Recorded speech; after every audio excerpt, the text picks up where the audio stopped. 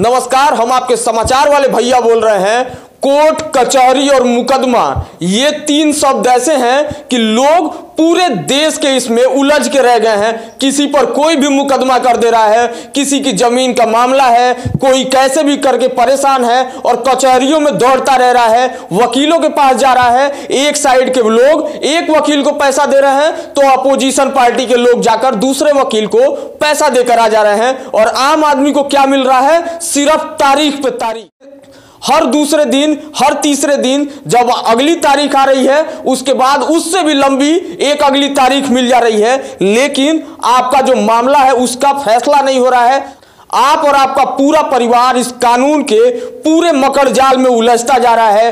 कई पीढ़ियां, कई परिवार, पूरा परिवार के कई सदस्य इस तरीके से उलझते रह रहे हैं, रोज कचहरियों के चक्कर लगा रहे हैं, लेकिन मामले की कोई सुनवाई नहीं हो रही है। सालों साल मामले कोर्ट में पेंडिंग पड़े रह रहे हैं। अभी हमें पडरौना में एक बाबा जी मिले हैं, उनकी समस्या हम आपको दिखाने वाले हैं। और वो समस्या सिर्फ उनकी नहीं है, इनके जैसे पूरे देश के हजारों, लाखों, करोड़ों लोगों की है, करोड़ों परिवारों की है। क्योंकि जिस समस्या से ये परेशान है, सन 1972 से ही अब तक लगातार कोर्ट कचहरी के चक्कर लगा रहे हैं, इनके मामले का निपटारा नहीं हो रहा है। और इनके जैसे देश के करोड़ों परिवार ऐसे हैं जिनके मामलों का निपटारा नहीं हो रहा है। अभी हम बाबा जी से बात कर रहे हैं। बाबा जी, कब से आपका जो केस है वो चल रहा है?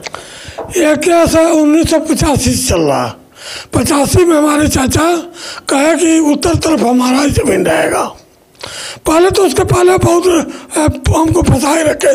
किसी तरह से मैंने उस जमीन को अपने कब्जे में लिया और बेचा। लेकिन एक मुख्य जमीन जो कस्या बड़ौना रोड पर है और बाजारी के हिसाब से बहुत कीमती है, उस जमीन में उन्होंने पहले उत्तर तरफ बैनामा किया, मुझको सह खातेदार गवाही बना करके, और फिर देखे कि दक्षिण तरफ मेरा 2 फंड पड़ रहा है। तो उसके 20 वर्ष के बाद उन्होंने 2004 में दक्षिण तरफ 8 कट्ठा, 4 कट्ठा की जगह पर 8 कट्ठा बैनामा कर दिए। और फिर उसके बाद उत्तर तरफ गांव के एक दबंग आदमी को मिला करके उसके साथ के गांव के 2 एकों को लाश फुकवाए, फिर उसको फुकवा करके और उस पर उसके साथ मिलके समाधि बनवा दी है। कहाँ पे है जमीन? कसिया बड़ौना रोड पर साकोपार में स्थित, साकोपार इंटर कॉलेज से करीब 500 मीटर दक्षिण तरफ सड़क के पूर्व तरफ, जो भिक्खू छपरा के लिए, पिपरा के लिए साकोपार से एक पक्की सड़क निकल रही है, उसी के उत्तर तरफ और कसिया बड़ौना रोड के पूर्व तरफ है। उसके उत्तर में नवल सिंह की समाधि बनी हुई है। विजय सिंह की समाधि भी इसी जमीन के अंतर्गत आती है।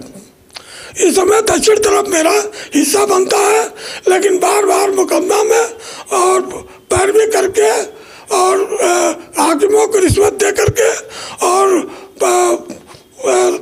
राजनीति के दिग्गजों से सिफारिश करा करके और उल्टा रिपोर्ट लगवा करके हमारा जो है बार बार मामला को पेचीदा में डालते रहते हैं। किसके पास गए हैं आप अपना समस्या लेके? मैं इसके लिए मैं मुख्यमंत्री के पास भी गया और राज्यपाल को कई बार एप्लीकेशन दिया, उसके सचिव का एप्लीकेशन दिया, मुख्यमंत्री से जनता दरबार में 2 बार मिला, उनके जो कार्यकर्ता गोरखपुर में है उनसे 10 बार मिला। वो लोग कहे कि जब नहीं हो रहा तो मैं क्या करूं। फिर मैंने इस समय मौजूदा हालत में आकर के, अभी हमारा एक भतीजा था वो भी एक्सपायर कर गया, उसके बाद मैंने अभी मौजूदा हालत में मुख्यमंत्री और प्रधानमंत्री और राज्यपाल तीनों का एप्लीकेशन दिया है और पोर्टल जन सुनवाई पोर्टल पर भी दिया है। इस बार बार देने पर तब जा करके उसमें ये जमीन रिपोर्ट आई है कि खाली है, लेकिन मेरा नाप करके नहीं दिया जा रहा है। दक्षिण तरफ मेरा हिस्सा बनता है। जमीन खाली है वो वाली? हाँ, अभी खाली है। उसमें घास पात निकला हुआ है, छोटे छोटे शीशम के पेड़ निकले हुए हैं। वह जमीन मौके पर करोड़ों की कीमत की है और मैं उसको बेच करके अपने शेष जीवन में कुछ धार्मिक कार्य करना चाहता हूँ, सामाजिक। लेकिन वो लोग चाहते हैं कि वो कि ये ज़मीनें बेच ना पावे और जल्दी से मर जाए, तो मैं इसको ले करके और अपना गुंडा राज करूँगा। आपके परिवार में और भी कोई है? हमारे परिवार में हमारे भाई का परिवार है, लेकिन उससे हमको कोई आवश्यकता नहीं है। मेरा जीवन काल हरिद्वार, वृंदावन और मैं पंजाब के उदासीन मत्स्य संत हूँ। इधर जन्मभूमि है, जमीन है, इसलिए बार बार आता हूँ। अभी यहाँ आया हूँ तो यहाँ पड़ौना में लक्ष्मी नारायण मठ में रुका हुआ हूँ 1 महीने से। तो एक तरफ आप भी देख रहे होंगे कि आपके जैसे ही एक योगी जी सरकार में मंत्री हैं, उसके बाद भी आपके जैसे लोग परेशान होकर घूम रहे हैं और उनका निस्तारण नहीं हो पा रहा है। तो इसके लिए तो अब जनप्रतिनिधि देखे और सरकार जनता देखे कि साधु हो करके, और हमारे प्रतिवादी कहते हैं कि वो क्षत्रिय है ना, तो हम लोग क्षत्रिय हैं, वो हमारा ही साथ देंगे। और जातिवादिता की बात आती है वहाँ पर कि क्षत्रिय है हम लोग। अच्छा, आप कह रहे हैं ब्राह्मणों का साथ नहीं दिया जा रहा है? नहीं, जातिगत देखा जा रहा है। मुख्यमंत्री भी अपने कह रहे हैं कि हमारे प्रतिवादी, मुख्यमंत्री नहीं कह रहे हैं, हमारे प्रतिवादी के लोग कहते हैं कि हम लोग क्षत्रिय हैं, तो हमारे मुख्यमंत्री भी क्षत्रिय है, हम लोग अब पक्ष चलेंगे। और ऐसा होता आ रहा है और कई वर्षों से मैं परेशान हूँ। 6 महीना हरिद्वार रहता हूँ तो 2-3 महीना यहाँ आकर के दौड़ धूप करता हूँ। अभी मैं हर तरह से बीमार था, गोरखपुर एडमिट था, अभी आया हूँ तो फिर कार्रवाई कर रहा हूँ। 1 महीने से 1.5 महीने से लेखपाल कानून को दौड़ा रहे हैं, उसमें रिपोर्ट लग गई है कि जमीन खाली है और हमारे हिसाब से हमारा दक्षिण हिस्सा मिल रहा है, बन रहा है, लेकिन वो लोग नाप के नहीं दे रहे हैं। मैं बार बार रिक्वेस्ट करता हूँ, लेकिन लेखपाल सूरज कुमार गुप्ता और कानून को है श्री मुरारी लाल श्रीवास्तव, लेकिन बार बार जाने पर ये लोग कल आइए, परसों आइए, कल आइए, परसों आइए। हमारे पास जीविका का कोई साधन नहीं है। अच्छा, इतना ज्यादा पैसा खर्च हुआ होगा पूरा केस लड़ने में? कितना पैसा आप तक खर्च कर चुके हैं आप? अब करीब हम जानते हैं कि कई लाख रुपया खर्च होगा। या तो जो उधर हरिद्वार वृंदावन में रहता हूँ, कहीं 150 दक्षिणा मिलता है, वो भी लाता हूँ तो इसी में लग जाता है। कभी कभी एक आध भंडारा कर लिया, साधुओं को सेवा कर लिया तो कर लिया, नहीं तो हमारे पास था तो गरीबों की भी जहाँ तक शक्ति होता था फीस काफी देता था और शादी विवाह में भी लगाता था। लेकिन आजकल इसी मुकदमे में सारा पैसा लगता जा रहा है। अब इस समय मौजूदा समय में अपने एक हितैषी हैं और पैसे से वकील हैं, उनसे मैं करीब 50,000 रुपया लेके दौड़ रहा हूँ और उन्हीं के पैसे से अभी इस समय खर्च भी चल रहा है, वही मेरा इस समय सेवा भी कर रहा है। फल मूल दवा बीरो वही लाते हैं।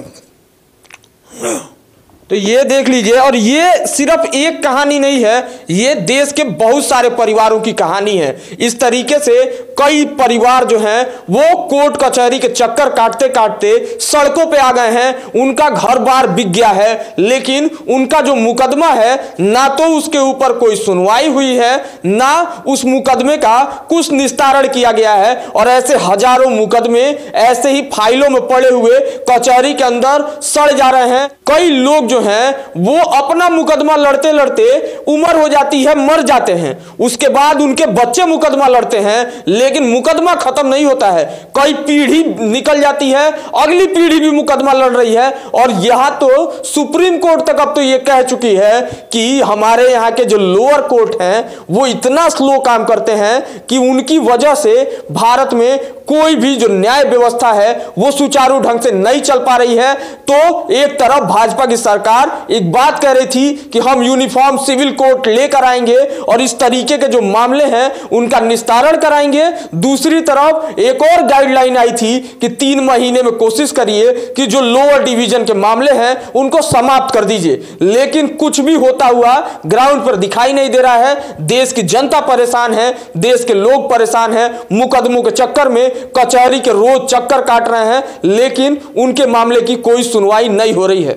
तो अगर आप भी कोर्ट कचहरी और मुकदमे के चक्कर में परेशान हैं तो इस वीडियो को शेयर करिए, उन लोगों तक पहुंचाइए जो नियम कानून बनाते हैं, जिनको सबसे पहले सोचना चाहिए कि एक टाइमलाइन बनाकर ये पूरे मुकदमे खत्म किए जाएं। इस वीडियो को शेयर करिए ताकि उन लोगों की आंखें खुल सकें।